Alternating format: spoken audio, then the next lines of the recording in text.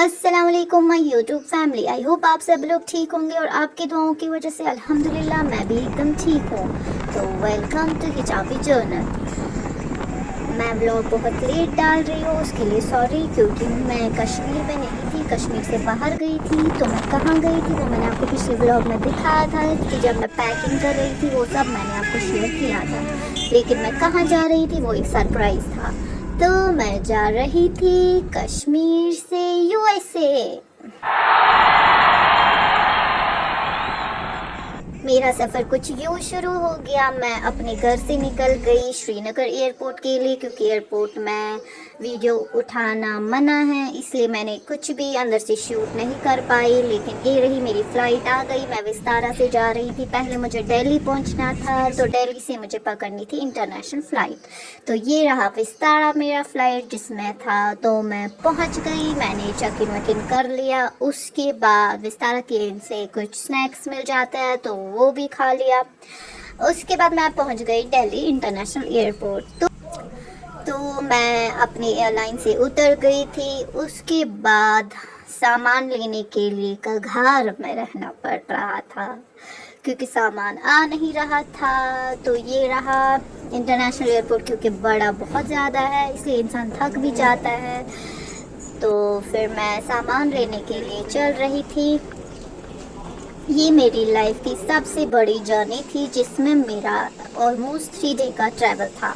हाँ, 3 डे का ट्रैवल। ये जो भी लोग थे सब लोग जा रहे थे अपना लगेज वगैरह पकड़ने के लिए, तो मैं भी चल रही थी। उसके बाद क्योंकि मेरा दिल्ली में 1 नाइट स्टे था, तो फिर उसके बाद मुझे जाना था अपने होटल। उसके लिए पहले मुझे सामान पकड़ना था, जो भी बैगेज था मेरा। हम चल रहे थे सामान पकड़ने के लिए। ये देखिए, ये इंटरनेशनल एयरपोर्ट है, दिल्ली का इंटरनेशनल एयरपोर्ट। हम जा रहे थे अपना बेल्ट नंबर आई गेस 3 के पास सामान पकड़ने के लिए। देखा कितना ब्यूटीफुल है ये एयरपोर्ट। मेरा ये कन्वेंशन यूएसए में होने वाला था, जिसके लिए मैंने बहुत ज़्यादा मेहनत की थी, बहुत ज़्यादा हार्ड वर्क किया था। तो फिर फाइनली मेरा वीज़ा लग गया था। वीज़ा किसी कारण से नहीं लग रहा था, लेकिन इस साल निकल गया था मेरा वीज़ा। तो ये रहा, मैं अपने सामान का वेट कर रही हूँ। ये मुझे वेट करना पड़ रहा है इधर अपने सामान के लिए। आपको पता ही है सामान लेने में कितना ज़्यादा वक्त जाता है। तो यहाँ पे ऑलमोस्ट मुझे 30 मिनट्स हो गए थे। और ये रहा मेरा सामान। ये